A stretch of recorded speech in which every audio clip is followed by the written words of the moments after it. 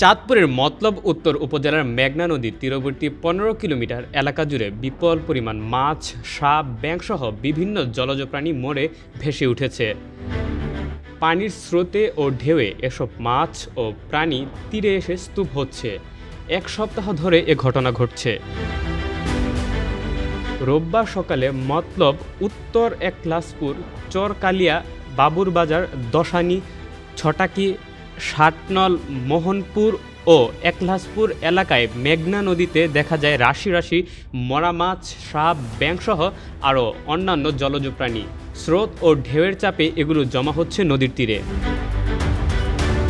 স্থানীয় বাসিন্দারা জানান, এসব মরা মাছ ও প্রাণী পানি দূষণের মাত্রা বাড়াচ্ছে, দুর্গন্ধ ছড়াচ্ছে চারপাশে। এতে ওই নদী তীরবর্তী এলাকার মানুষ বায়ু দূষণের শিকার হচ্ছে।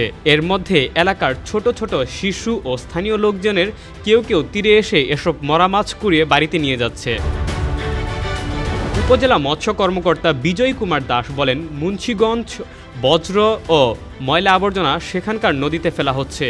বর্জ্য মেশানো ওই পানি মেঘনায় মিশে যাওয়ায় মেঘনার মিঠা পানীয় দূষিত হচ্ছে। পানিতে কলকারখানার বর্জ্য মিশে যাওয়ায় পানির পিএইচ ও অ্যামোনিয়ার মাত্রা বেড়ে গিয়েছে। এতে পানিতে অক্সিজেনের পরিমাণ কমে গেছে। পানিতে অক্সিজেনের মাত্রা একেবারে কমে যাওয়ায় এবং অধিক মাত্রায় পানি দূষণের ফলে ব্যাপক হারে মাছ ও অন্যান্য জলজ প্রাণী মারা যাচ্ছে বলে ধারণা করা হচ্ছে। বিষয়টি অনুসন্ধান করা হচ্ছে। দূষিত পানির নমুনা সংগ্রহ করা হয়েছে। সংগৃহীত পানি পরীক্ষার জন্য ঢাকায় পাঠানো হবে। Desk report, metro TV.